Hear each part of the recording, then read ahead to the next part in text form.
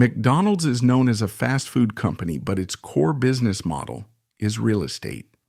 The majority of the corporation's revenue comes from rent collected from its franchisees. The original service system was invented by brothers Richard and Maurice McDonald in 1948.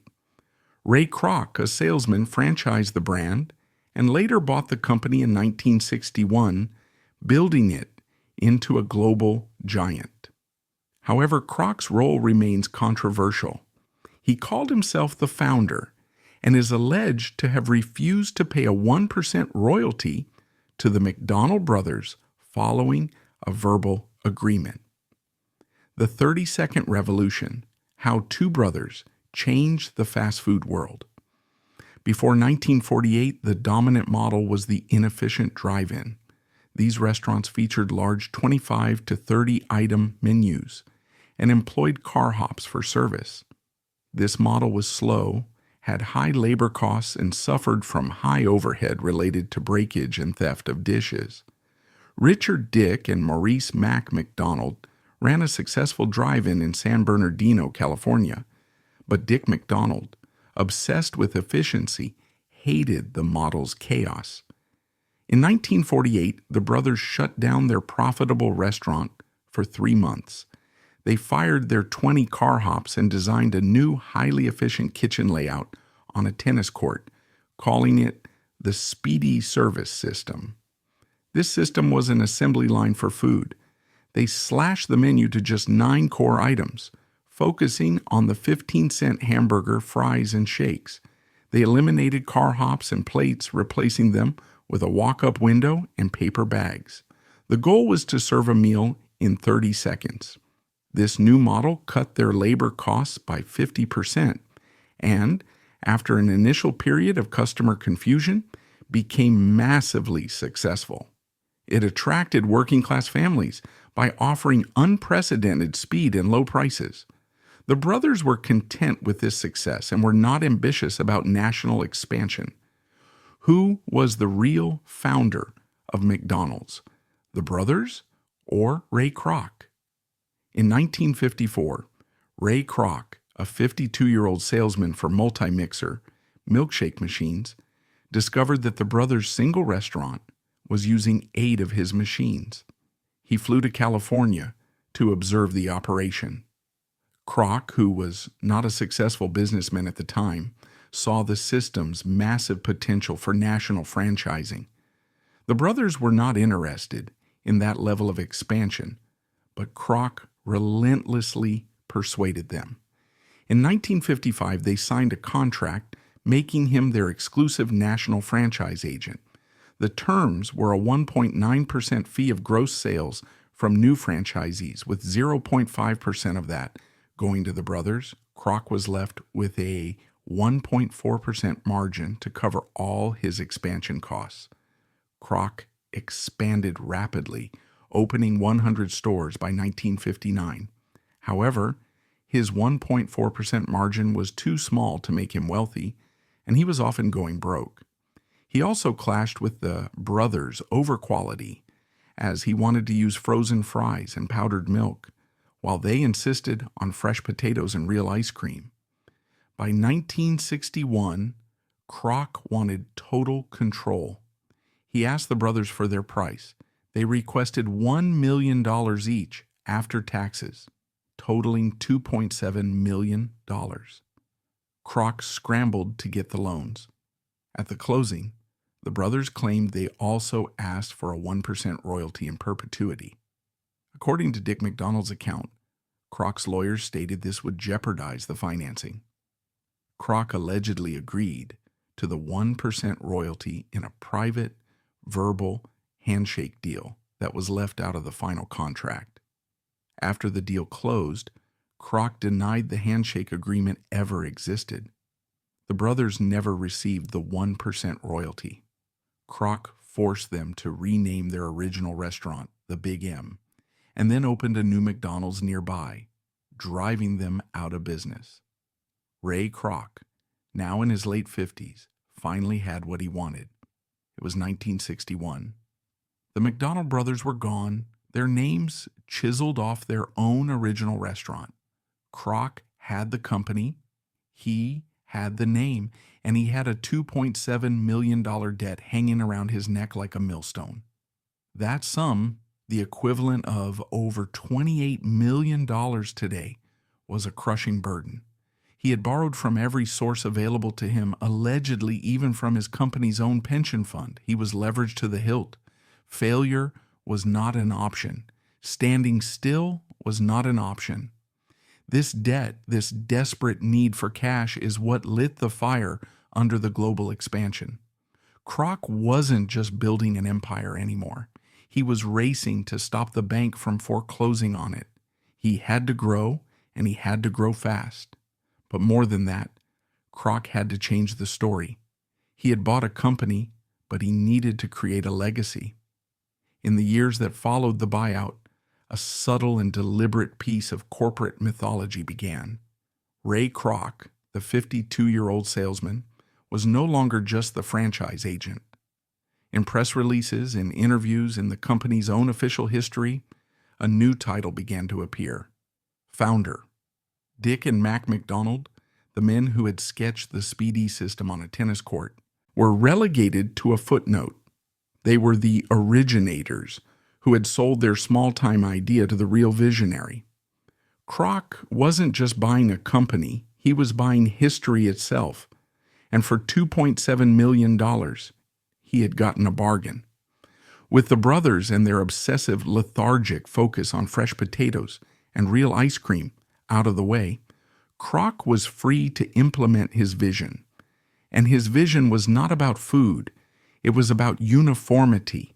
It was about creating a system so perfect, so rigid, that it would be impossible for any single franchisee to fail. In the basement of one of his restaurants in Elk Grove Village, Illinois, he opened the first hamburger university. This was not just a training school. It was an indoctrination center. Franchisees and their managers, who Kroc called owner-operators, to give them a sense of pride, were flown in from all over the country for an intensive 2-week course. They didn't just learn how to flip burgers. They earned a bachelor's degree in hamburgerology. They learned the McDonald's way. They were drilled in Kroc's new religion, the mantra of QSCV, quality, service, convenience, and value. Kroc was a zealot for this system. His obsession with detail was tyrannical. He expanded the brothers' operational notes into a 75-page manual, a corporate Bible that dictated everything. The manual specified that French fries must be cut to an exact thickness of 0.28 inches. Patties were to be grilled for precisely 112 seconds. Every standard hamburger was to receive exactly 1 squirt of ketchup, 1 of mustard, a pinch of onions, and 2 pickles. Never 1, never 3, 2. The manual dictated how floors were to be mopped. It dictated that employees must be clean-shaven with short hair and clean fingernails. Gum chewing was a fireable offense. Kroc himself would fly around the country in a helicopter, making surprise inspections.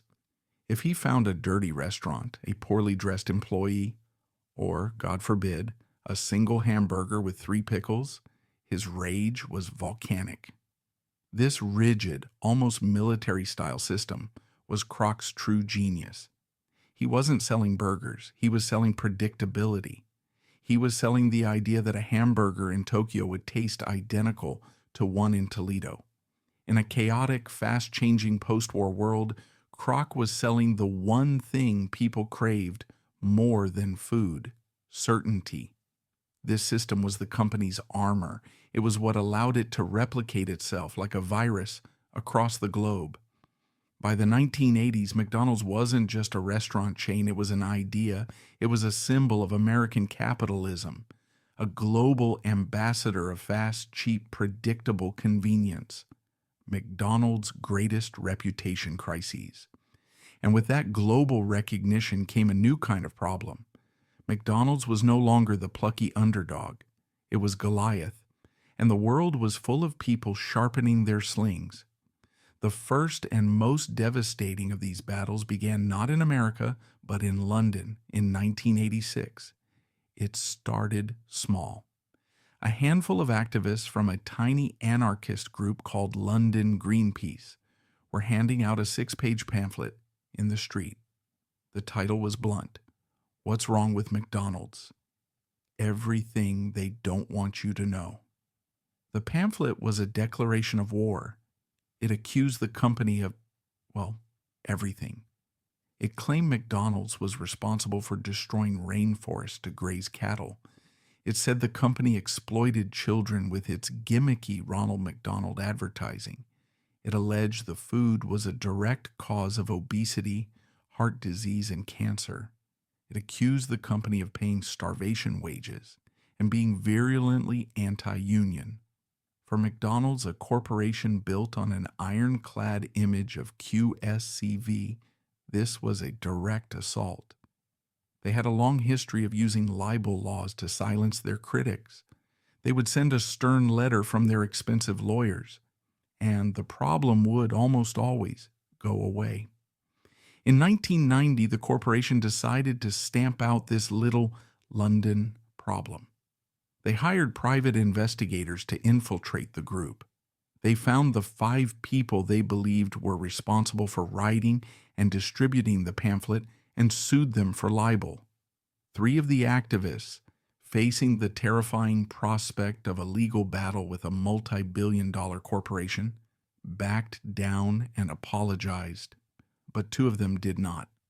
Helen Steele, a part-time bar worker, and David Morris, an unemployed single father, refused. They were, by their own admission, penniless anarchists. They had no money, no legal training, and no power. What they had, however, was an ironclad belief that they were right. "We felt that we had to stand up," Steele later said. "To apologize would have been to lie, to say that the things we believed to be true were false." McDonald's, in a display of corporate hubris that would become legendary, decided to make an example of them. They pushed forward with the lawsuit.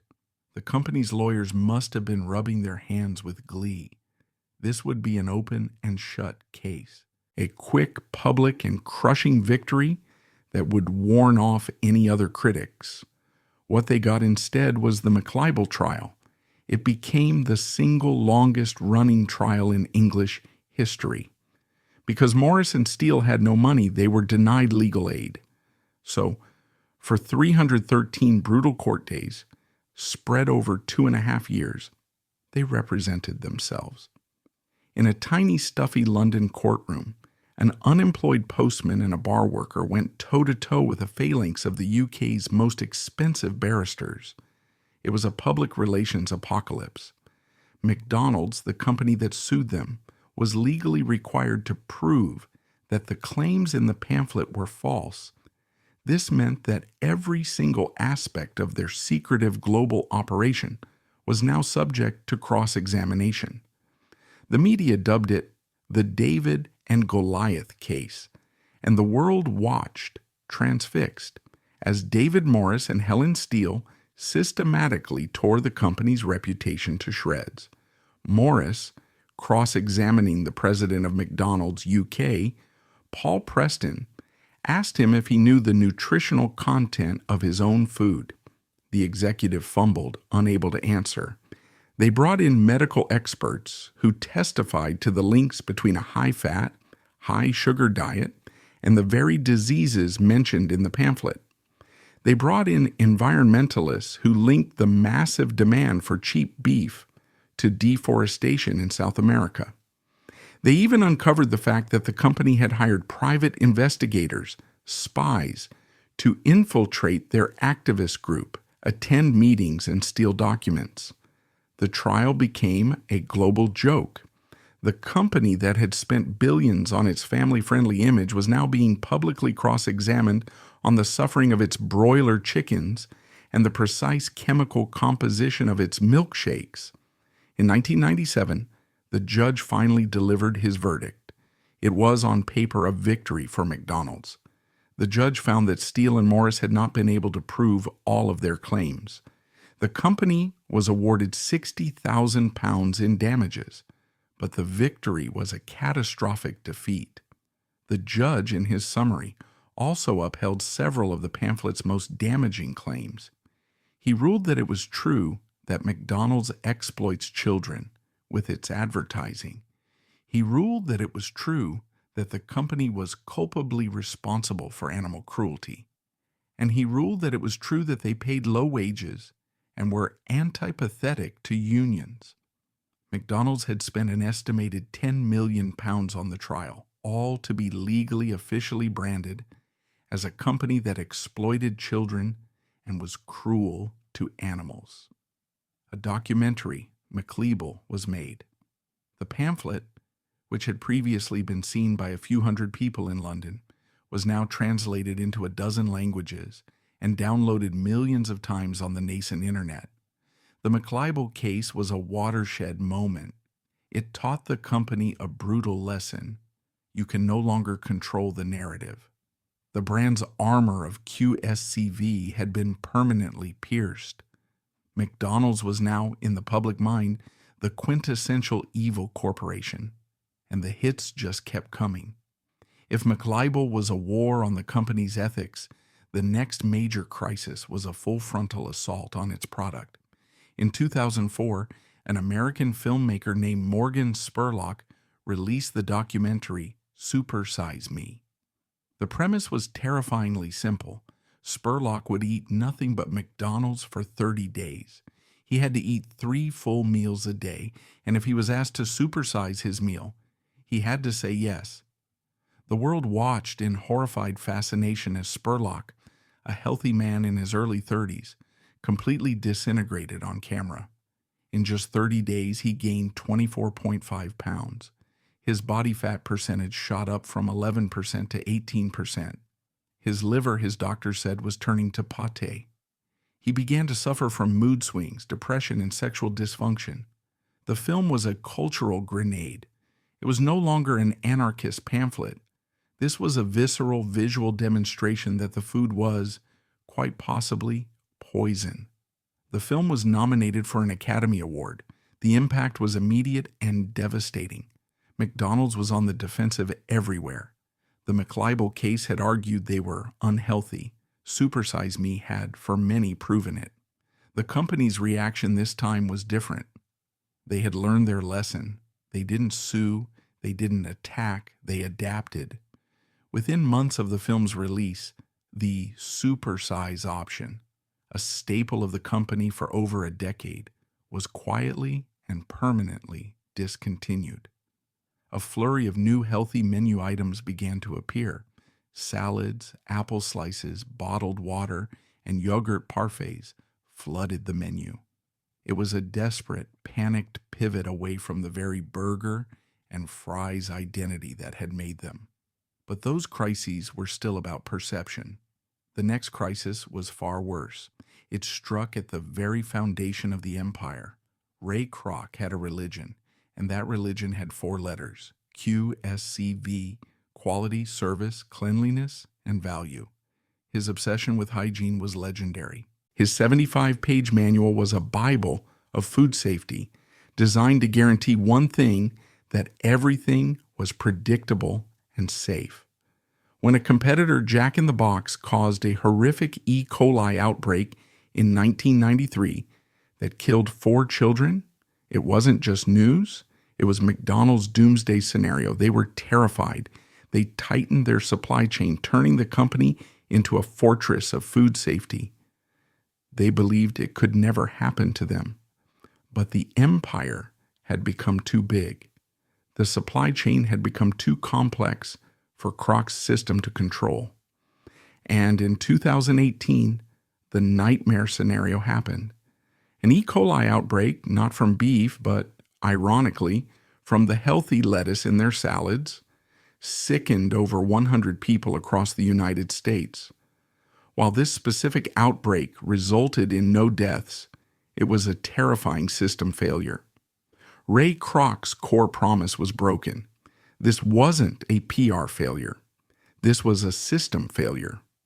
Ray Kroc's core promise that a McDonald's product was the safest, most reliable item in the world was broken.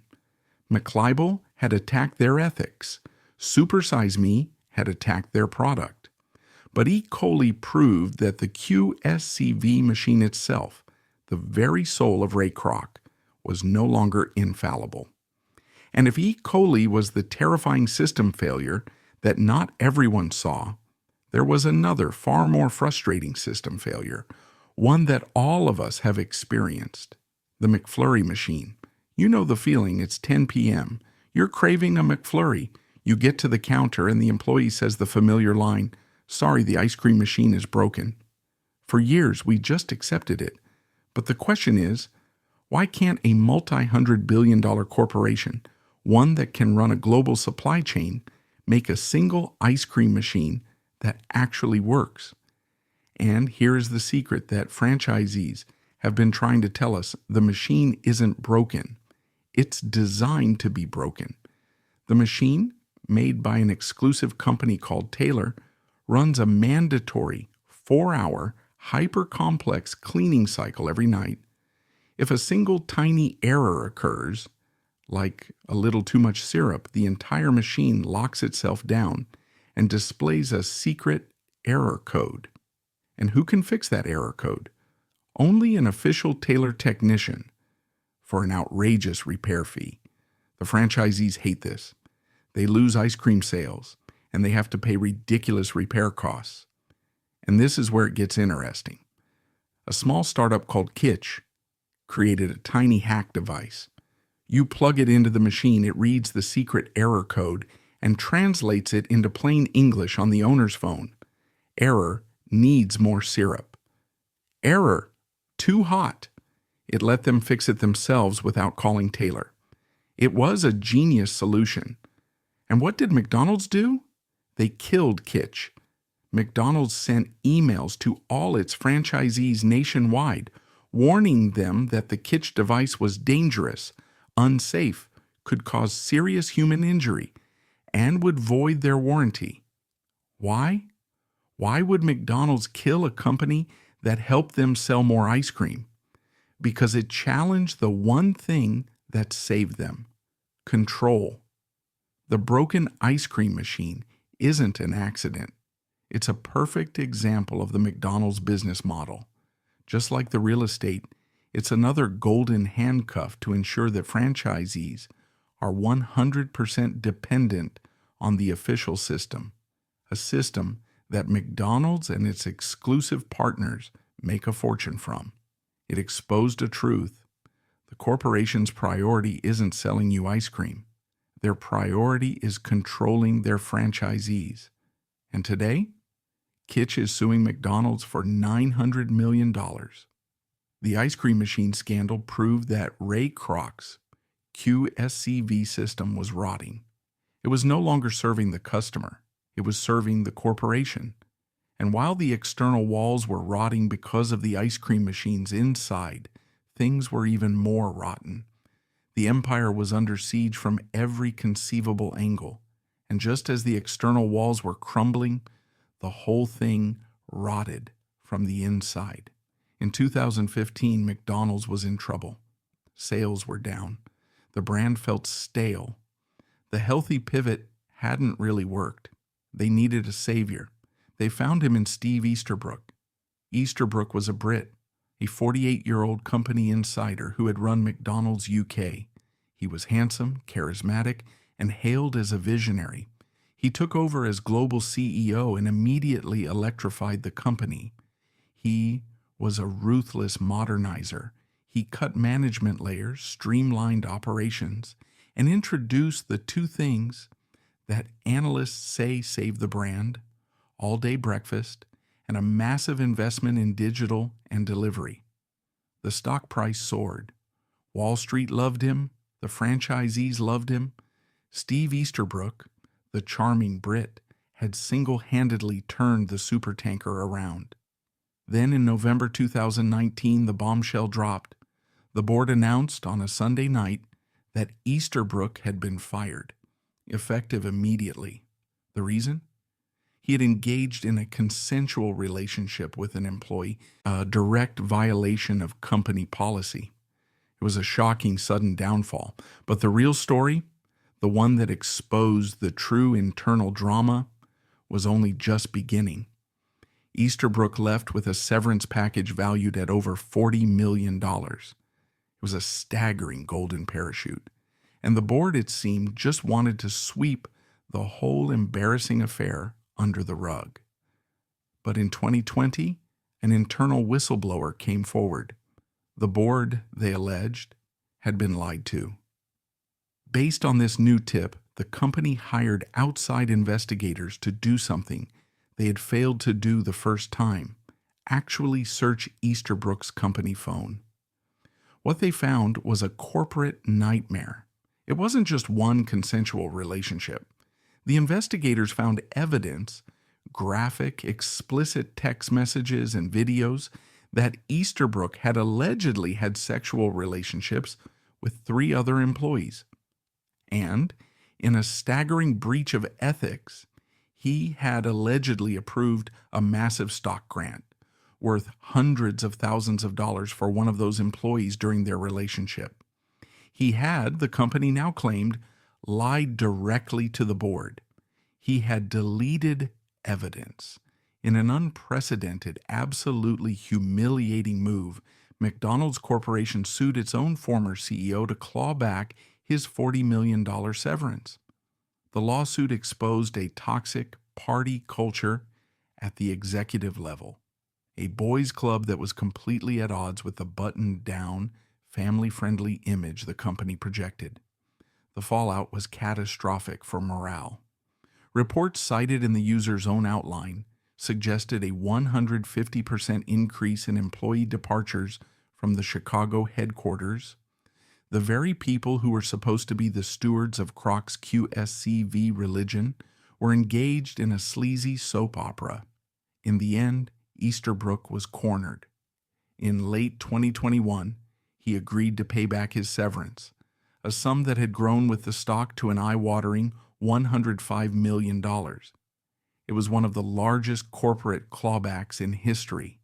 The man hired to save the brand had become its single greatest embarrassment. The empire was truly besieged. Its origin story was a lie. Its ethics had been shredded in a London courtroom. Its food was seen as unhealthy and at times unsafe. And its corporate leadership had just been exposed as corrupt and debauched. How does a company survive this? How does it not just survive, but thrive, posting record profits year after year? The answer, it turns out, was hidden in plain sight. It was a secret that had been baked into the company's DNA since the 1950s. A secret that proved once and for all that McDonald's was never in the hamburger business to begin with. The biggest secret: we don't sell burgers, we sell real estate. The behind-the-scenes war with the McDonald brothers was over. Dick and Mac had taken their $2.7 million check and vanished from the story, their very names chiseled off their own original restaurant.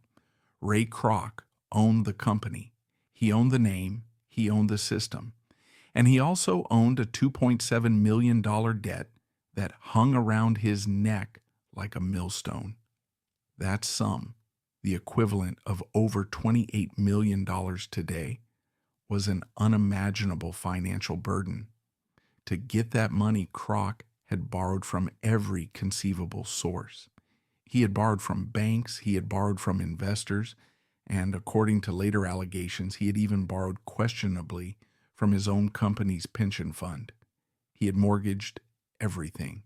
He was leveraged to the hilt, standing at a place where the slightest breeze could blow it all down. The hard truth was this: Ray Kroc had won the battle for control, but he was on the verge of losing the war for survival. The core problem, the one that had haunted him since the day he signed his first contract with the brothers back in 1955, was still there. That contract stipulated that he, as the franchise agent, would collect 1.9% of the gross sales from his new franchisees. From that 1.9%, he had to pay the McDonald brothers 0.5%. This left Kroc with just 1.4%. On paper, 1.4% of a growing empire sounds like a lot. In reality, it was a catastrophe.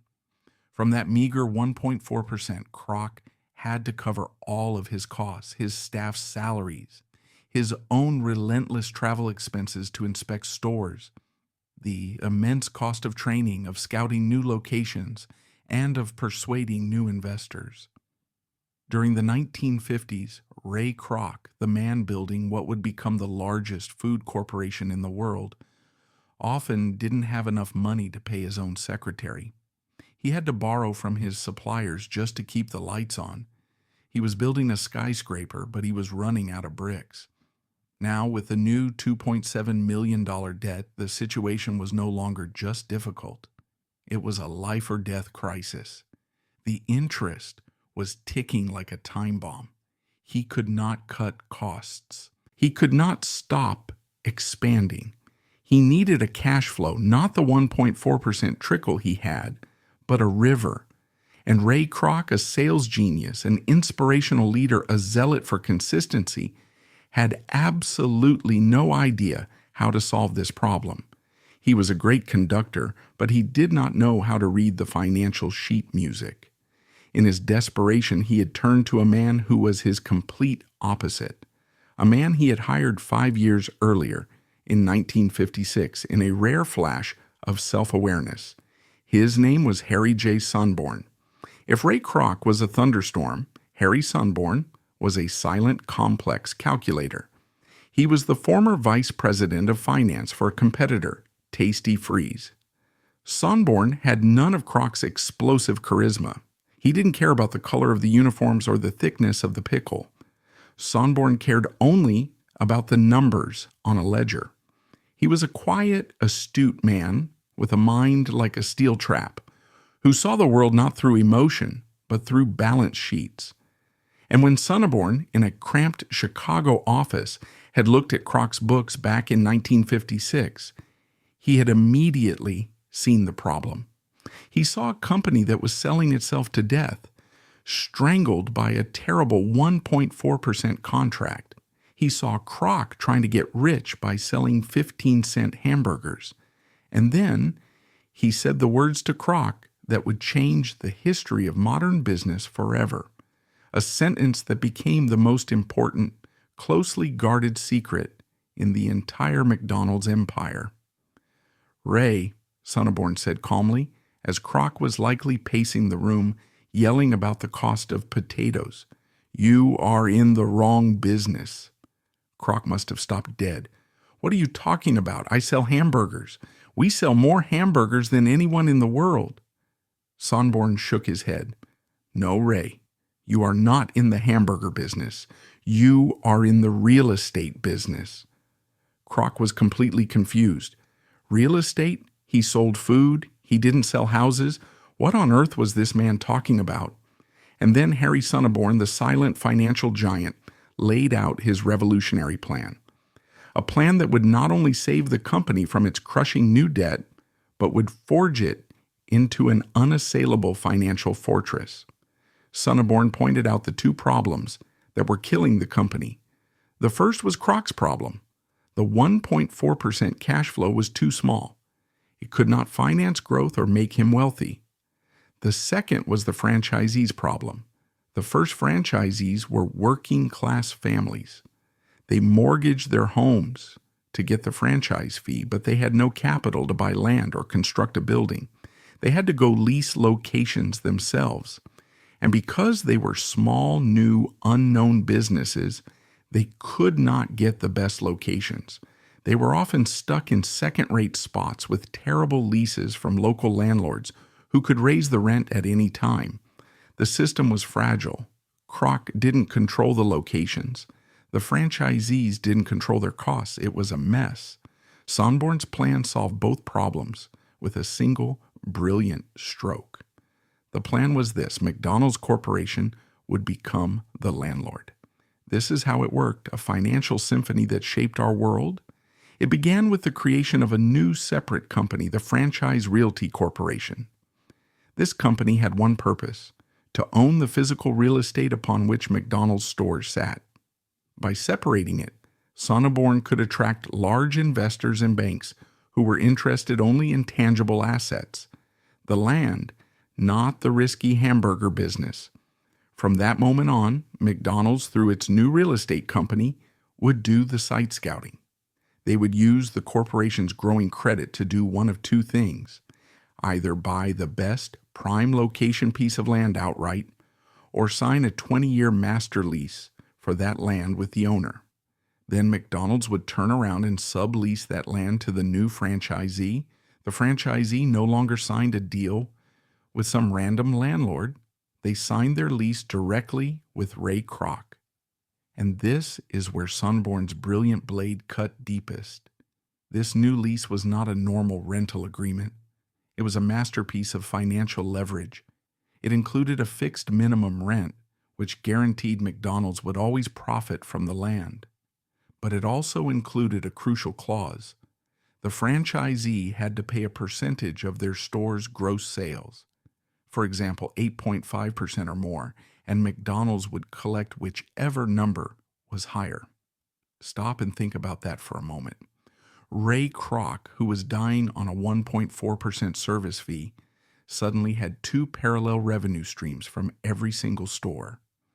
First, there was the old small franchise fee for using the name and the system. Second, and vastly more important, there was a massive new rent payment, which was calculated as a percentage of the store's total sales. As the franchisees sold more hamburgers, their sales went up. And as their sales went up, the rent check they paid to Ray Kroc also went up automatically. Kroc was no longer just dipping his beak in the stream. He now owned the entire dam. Furthermore, this model was a self-protecting machine. What happened if a store failed? What if a franchisee mismanaged the business and went bankrupt? Ray Kroc and Harry Sonneborn did not care. Why? Because McDonald's Corporation still owned the most valuable asset, that prime piece of real estate on the main corner. That land, in the intervening time, had almost certainly appreciated in value. They would simply evict the failed operator and sell the franchise along with its high rent lease to someone new, perhaps at an even higher fee. It was a no-lose scenario. Ray Kroc, a man who famously didn't care for financial details, understood this immediately. He didn't just understand money, he understood power. Years later, as a billionaire, Ray Kroc stood before an MBA class at the University of Texas and said, "Ladies and gentlemen, I am not in the hamburger business. My business is real estate." The room was silent, confused. Kroc continued, "The only reason we sell 15-cent hamburgers is because they are the greatest producer of revenue for my tenants to pay me my rent." But the genius of the Sonneborn model did not stop at the finances. The money was only half of the equation. The other half, the half that Ray Kroc perhaps craved even more than money, was control. This was the weapon that answered Kroc's obsessive question: how do you force thousands of stubborn, independent small business owners all across the country to obey your 75-page corporate Bible? How do you make them use two pickles, never one, never three? The McDonald brothers had no way. They could only call and yell. But Ray Kroc, thanks to Harry Sonneborn, now had what analysts would later call the golden handcuffs. Before this model, if a franchisee was sloppy, if their restaurant was dirty, if they were making hamburgers their own way, Kroc's only recourse was to sue them for breach of the franchise contract. That was an expensive, lengthy, and uncertain process. But now, everything had changed. When one of Kroc's inspectors found a franchisee cutting corners, Kroc didn't have to call his lawyer. He just had to call his real estate manager. The conversation would go like this: "Mr. Franchisee, you are not just in violation of your franchise agreement. You are in violation of your lease." And that lease, the one the franchisee had signed, had strict clauses demanding adherence to all operational standards, the QSCV. If you failed to follow the system, you were in breach of your lease. And if you were in breach of your lease, Ray Kroc was no longer just your franchise partner. He was your landlord. And what does a landlord have the power to do? He has the power to evict you. With the stroke of a pen, Kroc could take away everything the franchisee owned, their entire life savings, the sweat and tears they poured into building that store, all of it would be gone. All because they had violated the terms of their lease. This was the steel fist inside Ray Kroc's folksy owner-operator velvet glove. It was the enforcement mechanism for his QSCV religion. People didn't just comply because they believed in the system. They complied because they were terrified of losing their financial home. This real estate model, which had been put in place in 1956, was the secret key that gave Ray Kroc the confidence to take on that $2.7 million debt in 1961. He knew he could not fail. He had a money printing machine and a weapon of absolute control, but this machine needed fuel. And Ray Kroc had found the perfect fuel. It worked in perfect harmony with Sonneborn's model. It was Kroc's other genius, his understanding of human psychology, which created the owner-operator system. Kroc knew he was a terrible manager. He hated paperwork, hated the daily grind. He was an evangelist, not an accountant.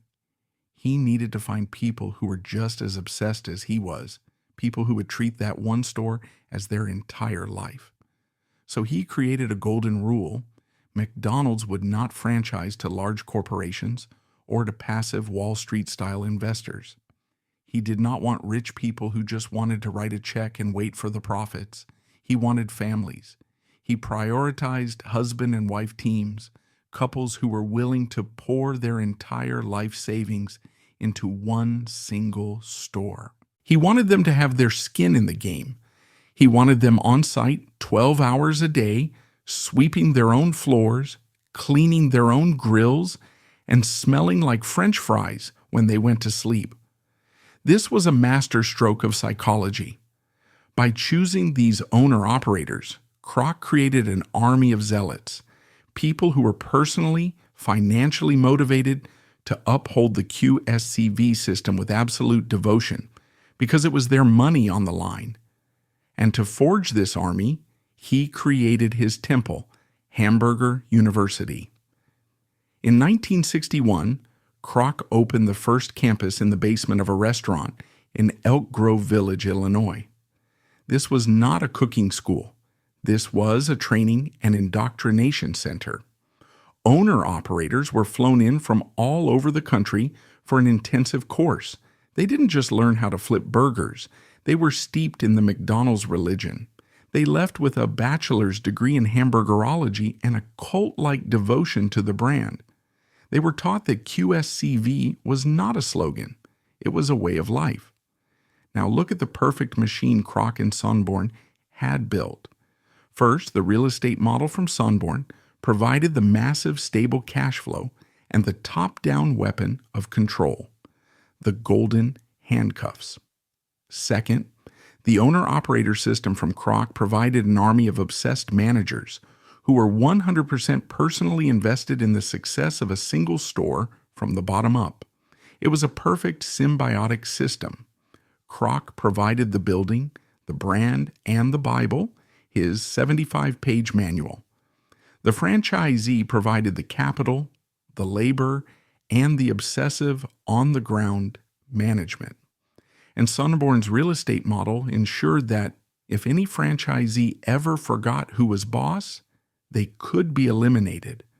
And it was from this creative tension, this combination of a rigid central system and desperate operators on the front lines, that the company's most iconic products were born. This is a fascinating, little-known truth. Almost none of McDonald's most famous menu items were invented by the corporate test kitchen in Chicago. They were invented by desperate franchisees in the field, people who were trying to survive. Kroc's system was rigid enough to ensure consistency, but it was also smart enough to recognize genius when it bubbled up from below. Take the Filet-O-Fish. The year was 1962 in Cincinnati, Ohio. A franchisee named Lou Groen was on the verge of bankruptcy. His store was located in a heavily Roman Catholic neighborhood, and on Fridays, when his customers abstained from meat, his sales flatlined. He was desperate. Out of that desperation, he invented a battered fried cod sandwich. He brought it to Ray Kroc, begging to add it to the menu. Kroc was disgusted. "You want to sell fish?" Kroc scoffed. "You're going to make my store stink of fish. I don't want that." Kroc, in his hubris, had just invented his own alternative, one he was sure would be a smash hit: the hula burger, which was a slice of grilled pineapple and cheese on a bun. Kroc made a bet with Groen. "We'll run them both on the same Friday. Whichever one sells more, we'll keep." On that fateful Friday, Groen's Filet-O-Fish sold 350 sandwiches. Kroc's hula burger sold 6. Ray Kroc, though arrogant, was not a fool. He saw the numbers. The Filet-O-Fish was born. It saved Lou Groen's store and went on to make billions for the company. The same story happened with the Big Mac. It was 1967 in Pittsburgh. A franchisee named Jim Delegati was losing customers to a local competitor's jumbo burger. Frustrated, Delegati took 2 regular beef patties, added a special sauce he mixed himself, and stuck a 3rd piece of bun in the middle to hold it all together. Corporate headquarters hated it. It was too complicated. It messed up the 30-second speedy service system. It used a bun they didn't stock. It took too long to make. But Delegati persisted. He sold it in his restaurant. Sales at his store jumped 12%. Eventually, corporate had no choice but to adopt it. A stubborn franchisee had just created the most iconic hamburger in human history. And the Egg McMuffin, the product that created the entire multi-billion-dollar fast food breakfast market, that was invented in 1972 by Herb Peterson, a franchisee in Santa Barbara. He wanted to get customers in the door before 11 a.m., so he took the idea of Eggs Benedict and created a perfect round egg sandwich. He even had a local mechanic forge a special steel ring to get the egg shape just right. When Kroc first heard about it, he was skeptical. "Breakfast? We sell hamburgers and fries." But Peterson convinced Kroc to taste it. Kroc was instantly converted. A new industry was born. Look at how brilliant this was. Sonneborn's real estate model created the financial pressure and control. Kroc's owner-operator system provided the motivated foot soldiers. And that combination turned McDonald's into a learning machine, rigid in its execution, but flexible in its ability to absorb winning ideas from the bottom. With this unbreakable model, the company was ready to perfect its system. The final piece of the machine, the one that perfectly merged the speedy system with modern society, arrived in 1975, the drive-thru. The irony is magnificent. The McDonald brothers had started their revolution by abolishing the drive-in. Nearly 30 years later, Ray Kroc's company perfected it as the drive-thru. The first drive-thru opened in Sierra Vista, Arizona. Why there? Because it was near a military base, and soldiers on duty were not allowed to get out of their cars while in uniform. They were a captive, hungry audience who could not come inside. The drive-thru was Dick McDonald's speedy service system, his tennis court assembly line put on wheels. It was the ultimate expression of speed and convenience. Today it accounts for over 70% of all McDonald's sales in the United States. And what financed all of this growth? What paid for the drive-thru windows, the global advertising campaigns, the test kitchens? It was not the hamburgers, it was the rent. Harry Sonneborn's real estate secret was the hidden river of cash that irrigated the entire empire. This truth was proven beyond all doubt decades later in the greatest trial by fire of modern capitalism, the 2008 financial crisis. In 2008, the world fell apart. Lehman Brothers vanished. Bear Stearns collapsed. The entire global financial system froze. People stopped spending. Restaurants, retailers, and businesses around the world went bankrupt by the thousands. Landlords were not being paid. Banks were defaulting. But what happened to McDonald's? While its competitors were vaporizing, McDonald's posted 55 consecutive months of sales growth. Think about that. In the worst recession since the Great Depression, McDonald's didn't just survive, it thrived. Why? Because of Sonneborn's model. When other stores in the neighborhood couldn't pay their rent to their landlord, who was usually a bank or a real estate firm, they were shut down. But what about McDonald's franchisees? They were paying their rent. And who were they paying it to? They were paying it directly to McDonald's. The company was a closed, self-sustaining financial ecosystem. It was a submarine that could dive deep beneath the hurricane raging on the surface. The crisis, in fact, helped them, as terrified consumers abandoned expensive restaurants for the reliable value, the V in QSCV of McDonald's. That river of rent was a recession-proof, unstoppable force. This hidden wealth became a dragon's hoard. By the 2020s, the company's official balance sheet showed over $40 billion in property and real estate, but its true market value was estimated by Wall Street analysts to be well north of $100 billion. It became so obvious that in the 2010s, activist investors like Bill Ackman launched high-profile campaigns. They bought massive amounts of McDonald's stock and demanded, "What are you doing? You are not a hamburger company. You are one of the largest real estate companies in the world. Spin off the real estate." Their argument was logical. Spin off the $100 billion real estate portfolio into a separate real estate investment trust, or REIT. This would unlock value for shareholders, potentially doubling the stock price overnight. It was a tantalizing, massive payday. What did the McDonald's board of directors say? They said no. They fought Ackman and the other investors tooth and nail, and they won. They refused to spin off the real estate. Why? Why would they turn down billions of dollars in unlocked shareholder value? Because the McDonald's board understood the fundamental truth that Harry Sonneborn had understood in 1956, a truth that Ray Kroc had taken to his grave. The real estate was never just about the rent. The real estate was about control. Giving up ownership of the land meant giving up the golden handcuffs.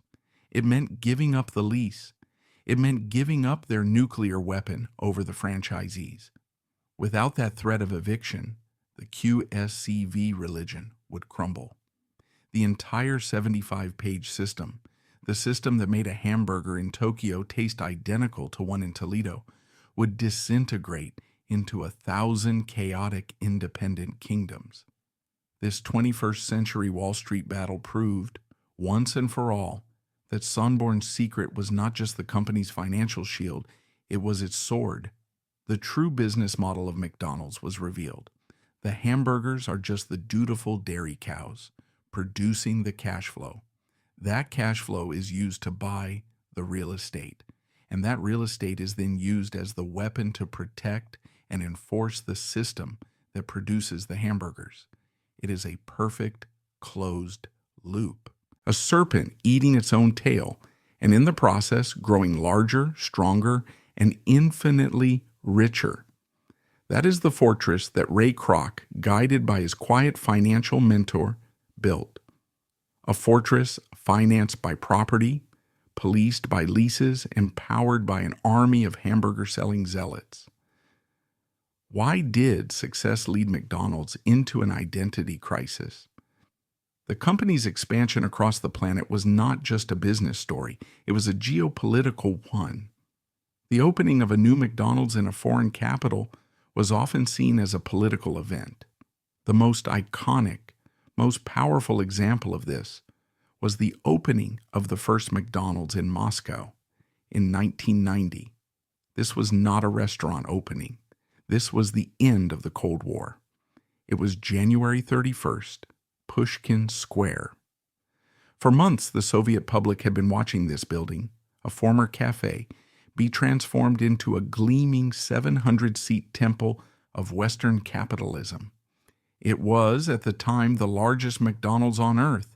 The company bracing for a big crowd expected maybe 5,000 people. On opening day, 30,000 people stood in a line that snaked for over a mile through the snow-covered square. They waited for 6 hours, not for a burger. They were waiting to taste freedom. Inside, 630 meticulously trained Russian employees, the best of the best chosen from 27,000 applicants, worked in a joyful, terrifying frenzy. A New York Times reporter at the scene described the atmosphere as a combination of a street party and a state funeral for a revered leader. When the doors opened, the crowd, which included members of the Politburo, surged in. People who had grown up with Soviet bread lines and empty shelves wept at the sight of the smiling cashiers, the clean tables, and the mountains of hot food. They didn't just buy a Big Mac, they bought souvenirs. They carefully folded the paper bags, saved the wrappers, and treated the plastic cups like crystal. It was perhaps the single greatest marketing event in corporate history, and it cost the company nothing. It was the ultimate symbol of American victory. But the company was smart. They knew the American invasion approach wouldn't work everywhere. The Bolshoi Mac was a novelty, but to truly last, they had to adapt. They mastered the art of glocalization. The system, QSCV, the real estate, the supply chain, was rigid. But the menu, as Lou Groen had proven, was surprisingly flexible. In India, where the cow is sacred and beef is taboo, they didn't just fail, they thrived. They opened their first ever non-beef restaurant. They created the Maharaja Mac, a burger made with chicken. They sold the Mekalu Tiki, a spiced potato and pea patty that is now one of their best-selling items globally.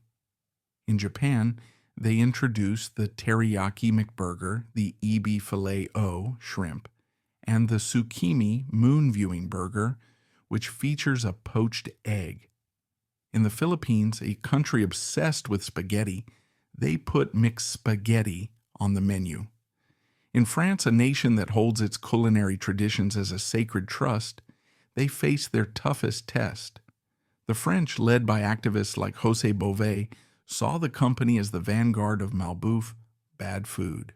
So McDonald's changed. McDo looks and feels different. The restaurants are stylish, designed with muted colors and comfortable seating. They serve beer. They have high-end coffee bars, McCafe, which were so successful they were exported back to the U.S. They offered the McBaguette and used higher quality, locally sourced ingredients. They learned to show respect. This combination, an indestructible real estate foundation, a fanatical system of control, and a flexible, localized menu, is what allowed the company to grow to over 39,000 stores in more than 100 countries. It was this foundation that was strong enough to withstand the Easterbrook scandal. When their CEO was exposed and fired, the stock barely flinched. Why? Because the investors knew that the CEO is irrelevant. The system is what matters. The rent checks are what matter. And it was this foundation that funded the company's next great recovery. After Easterbrook's ousting, the company, under new leadership, doubled down on his digital strategy, calling it accelerating the arches. This was the pivot that saved them from the staleness of the 2010s. Self-service kiosks were installed, cutting labor costs and research showed subtly encouraging customers to order more. The mobile app was launched. On the surface, it was a rewards program, a way to get a free coffee. But in reality, it was a data harvesting machine that would make a spy agency proud. The app gave McDonald's its most valuable asset since its real estate portfolio, data. They now know who you are, they know what you buy, they know when you buy it, they know what deals will tempt you to come back, and they can ping your phone with that exact deal when they see that you are driving past one of their stores. This digital transformation, combined with a massive expansion into delivery through partners like Uber Eats, has fundamentally changed the business again. It is no longer just a real estate company. It is now a logistics and technology company. The company that Dick and Mac McDonald started on a tennis court, a system designed to serve a burger in 30 seconds, is now a global data mining operation, trying to predict your order before you even know you're hungry. This relentless adaptation, this diversification, as the user's outline calls it, was not a series of happy accidents. It was a calculated strategy of survival, funded by the one constant in the McDonald's universe, the rent. But this strategy of branching out, of becoming a landlord and a data broker, would have its own profound and sometimes disastrous consequences. The empire was secure. Harry Sonneborn's real estate gambit, implemented in the 50s, had, by the 21st century, proven to be the single greatest strategic decision in the company's history. It had created a $39 billion fortress of property, a foundation so deep and stable that it could withstand any storm. It weathered the 2008 financial crash, the 2019 CEO scandal, and even the 2020 global pandemic, a crisis that shut down the entire world's restaurant industry, but which McDonald's, with its drive-thrus and delivery networks, treated as just another Tuesday. But this very success, this pivot from food company to real estate and tech company, came with profound unintended consequences. It created a deep fundamental crisis of identity. The company that had conquered the world by selling a simple 15-cent hamburger was now a complex multi-headed hydra, and its different heads were beginning to fight with each other.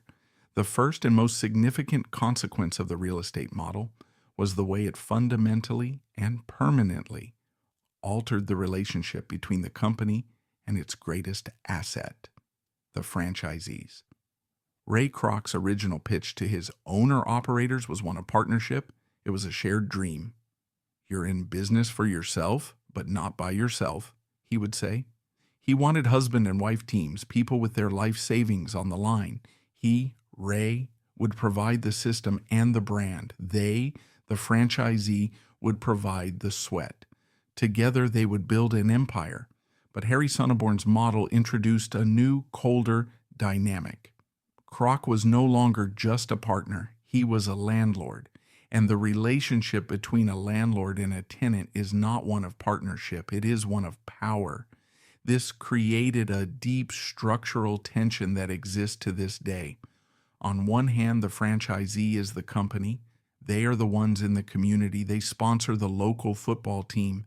They are the face of McDonald's. On the other hand, they are tenants, beholden to a massive faceless corporation in Chicago for the very roof over their heads. This power imbalance defined everything.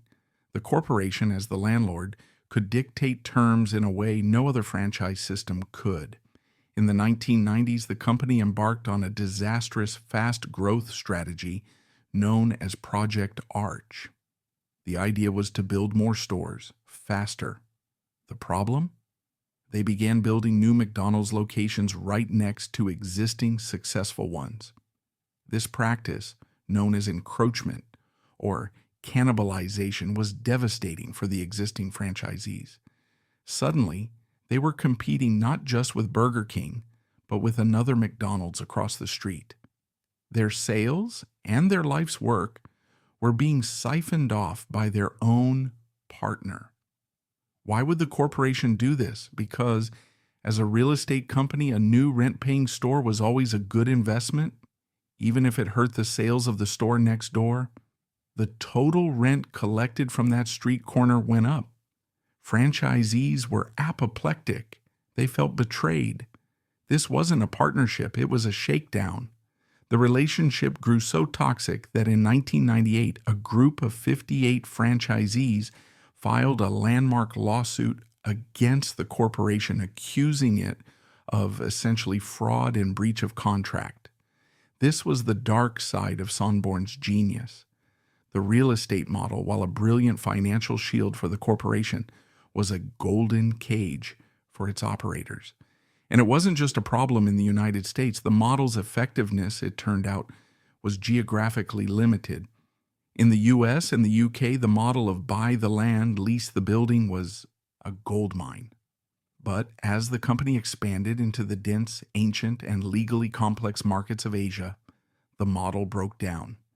In places like Tokyo, Hong Kong, or even central London, the cost of buying the best corners wasn't just high. It was impossible. You couldn't buy a corner in Ginza. The real estate was too old, too expensive, or in many cases not for sale at any price. In other countries like China, the government owns all the land. You can't buy it. You can only secure long-term leases from the state. In these crucial growth markets, McDonald's was forced to abandon the Sonneborn model and revert to being a traditional franchisor. They would lease a storefront in a shopping center or an office tower, just like any other sandwich shop. This meant that in Asia, its fastest growing market, the company's profit margins were lower. Its control was weaker. It was more vulnerable to competition. This is the dirty little secret of the real estate model.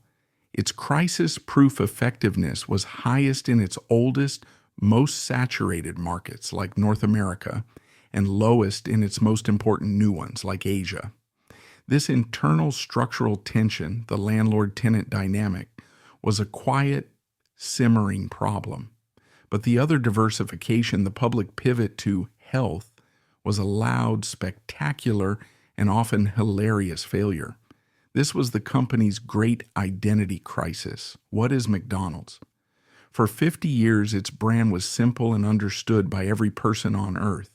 It was fast, it was cheap, and it was an indulgence. It was the naughty treat.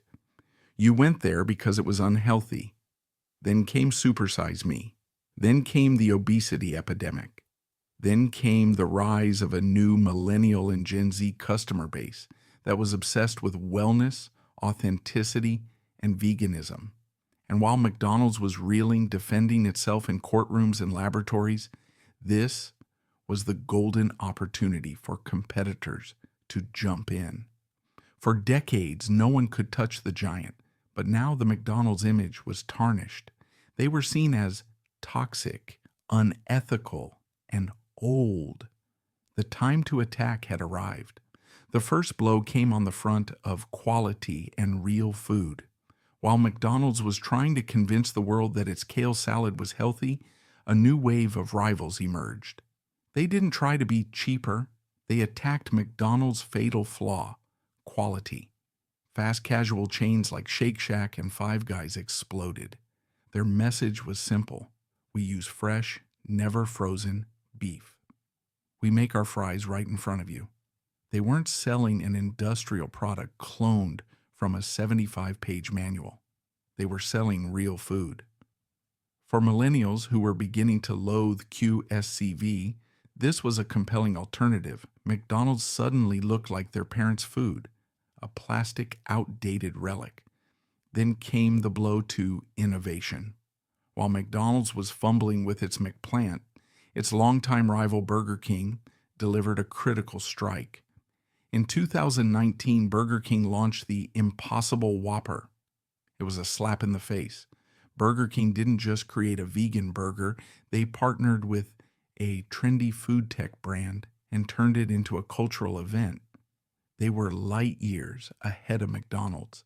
The giant that once shaped global culture was now the one reacting slowly. Even in the health war they tried to enter, they were beaten. Customers who genuinely wanted to eat healthy never even considered McDonald's. They were already going to Panera Bread or Chipotle, brands that built their entire reputation on clean ingredients and freshness.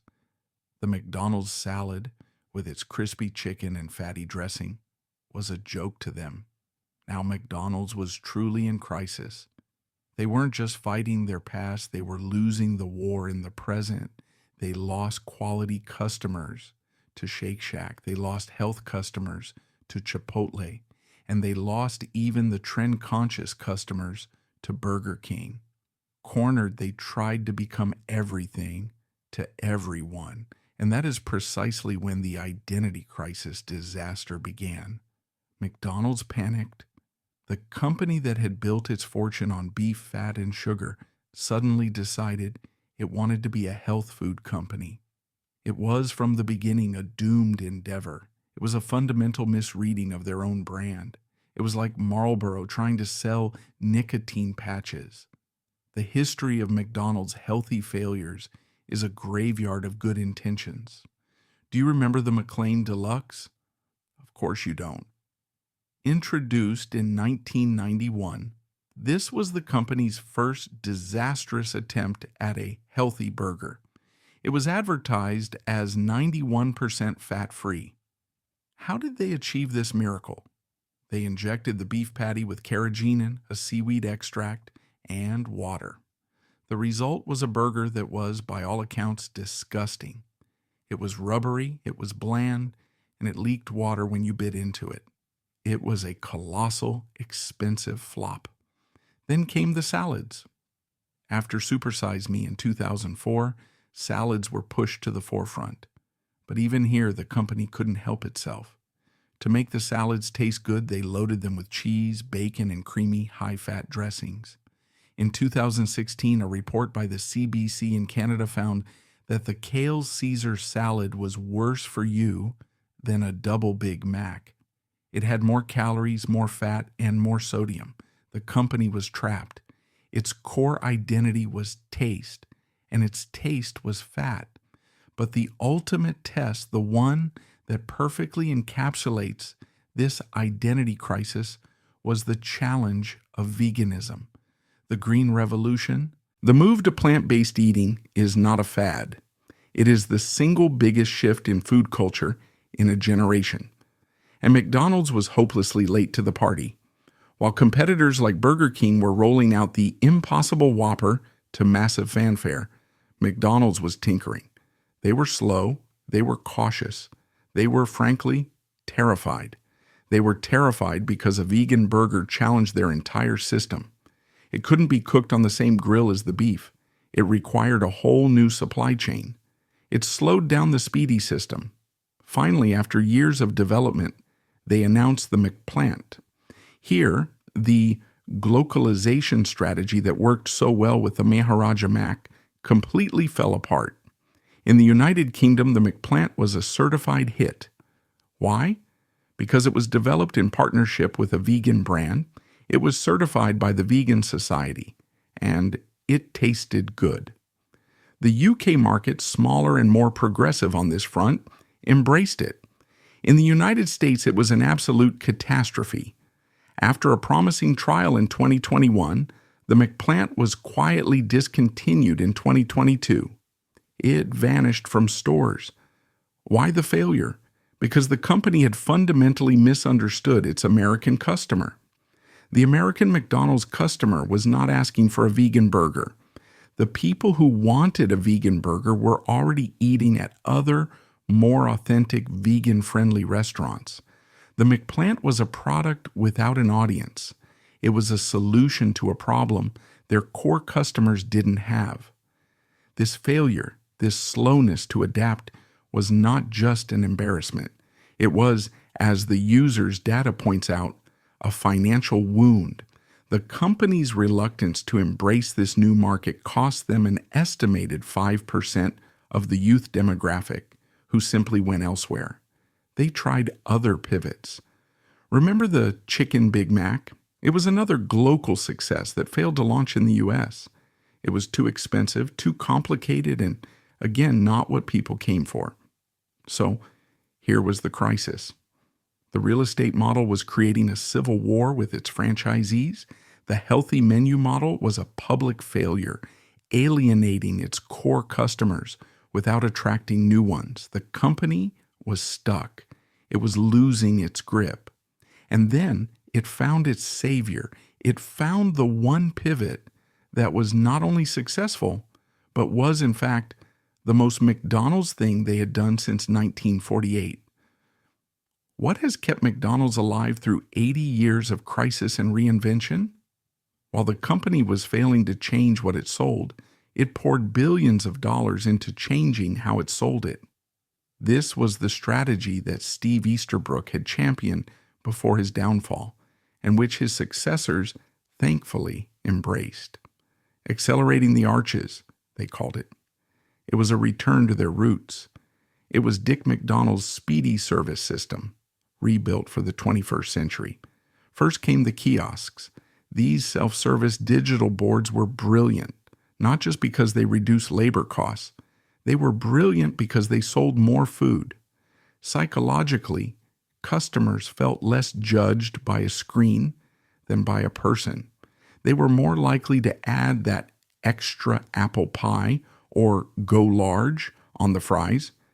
The kiosks were patient, bilingual, and they never forgot to upsell. Second, the delivery partnerships. For decades, McDonald's was against delivery. They were obsessed with QSCV. They were terrified that by the time the food got to a customer's home, the fries would be cold and soggy, and the quality would be ruined.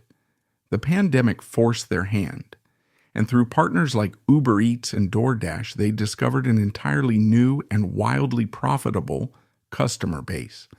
The delivery customer was on average younger and spent more money per order than the in-store customer. But the final and most important piece of the digital puzzle was the mobile app. On the surface, it was just a loyalty program. My McDonald's Rewards. Buy 6 coffees, get 1 free.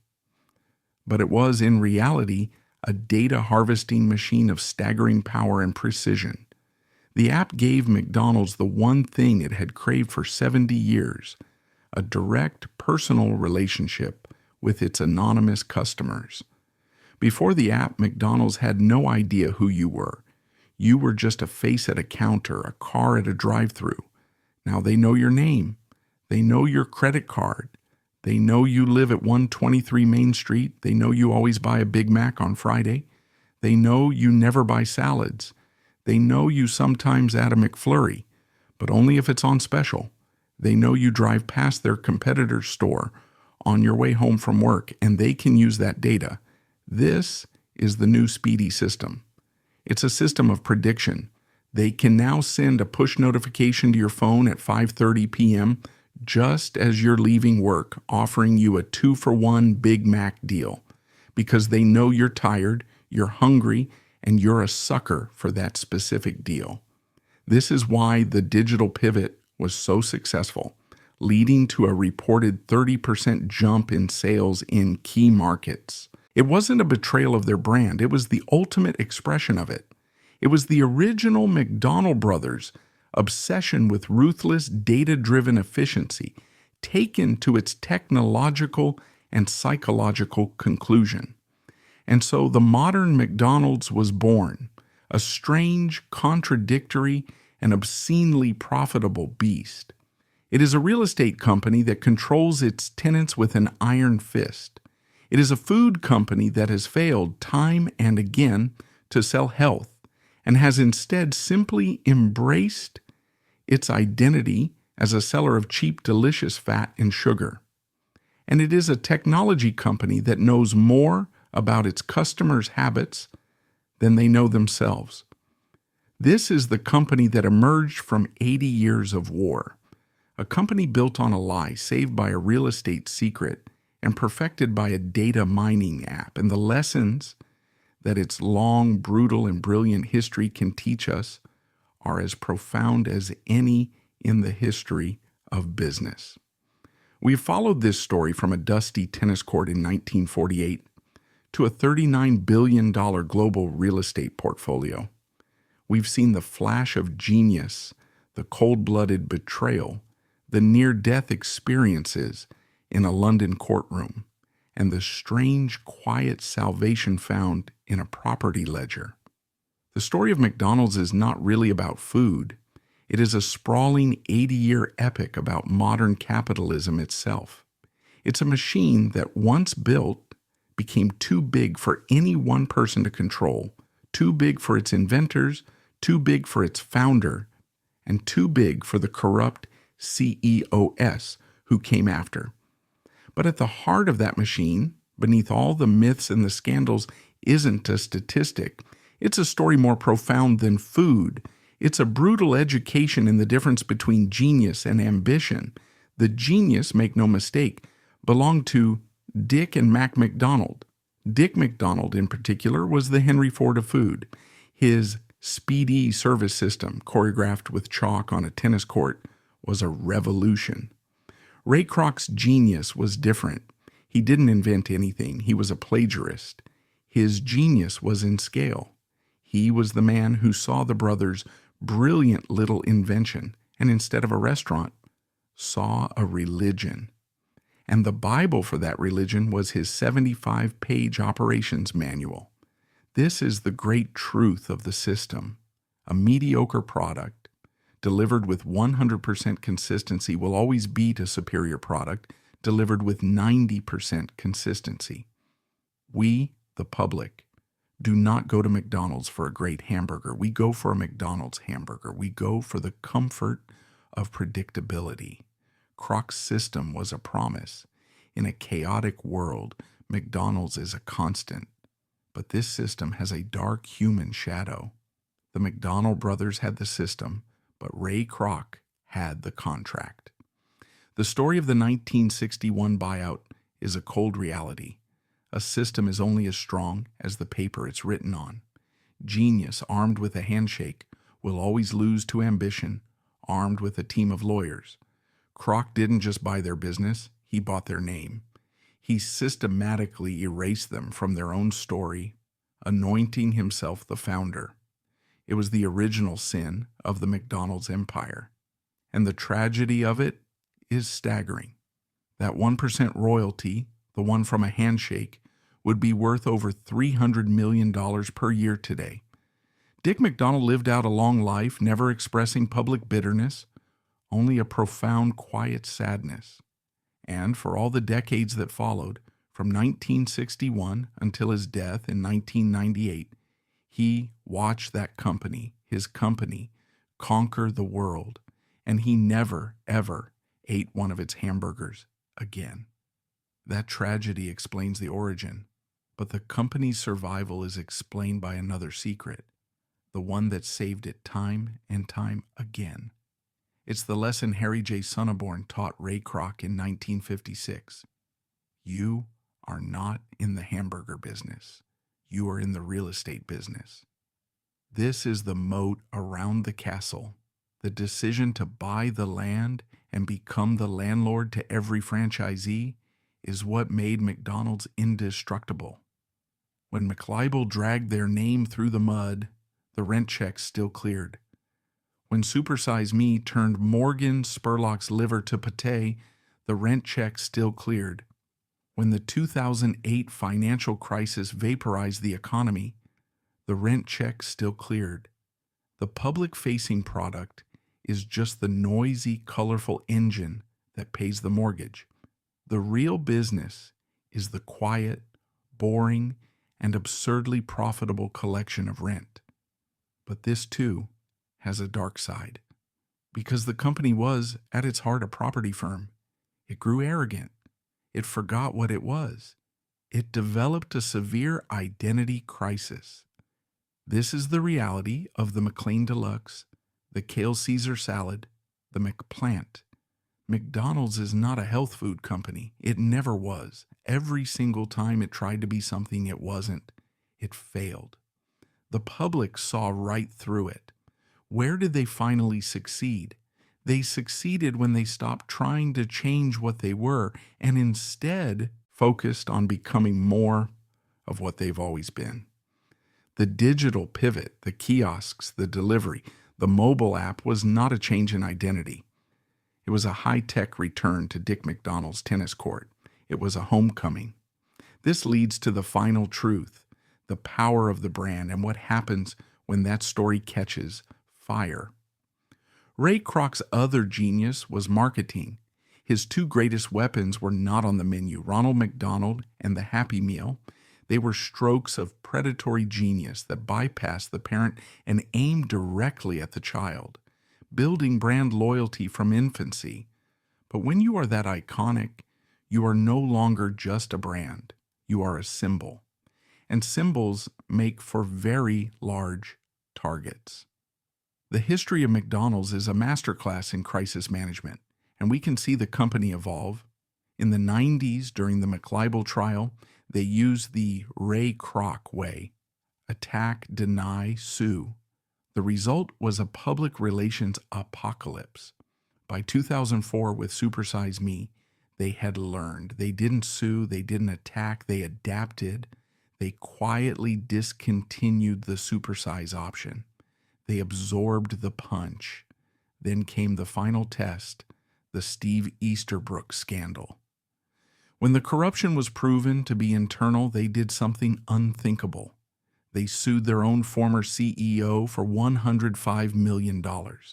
They ripped the bandage off themselves in public. Why? Because they had learned the ultimate lesson of the 21st century. You can no longer control the narrative. In an age of social media, transparency is the only survival strategy. By suing Easterbrook, the corporation sent a message: the man was corrupt, but the system is pure. They sacrificed their king to save the kingdom. It proved that the machine, the system that Dick McDonald and Ray Kroc built, was now so powerful, it no longer needed any single human being. It would protect itself. In the end, the story of McDonald's is a profoundly human one. It's a story about two brothers who had a brilliant idea and a traveling salesman who had a relentless, desperate hunger. It's an empire built on a foundation of genius, betrayal, real estate, and an ironclad 75-page manual. It is a machine that changed the way we eat, the way we work, and the very landscape of our planet. Those golden arches designed by Dick McDonald are perhaps the most successful piece of branding in human history, but they are also a monument. They are a monument to the man who invented them and who could never bring himself to eat their food again. And they are a monument to the man who took them, a 52-year-old flop who died a multimillionaire, the celebrated founder of an empire he did not invent. It is, in the end, the great glittering and tragic prize of modern capitalism.